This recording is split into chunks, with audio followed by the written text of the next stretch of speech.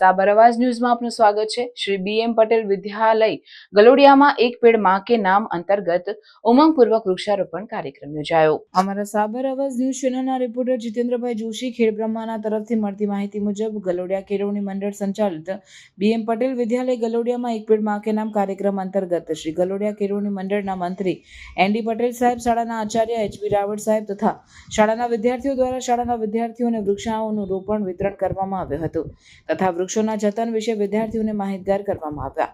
Reporter જીતેન્દ્રભાઈ Joshi.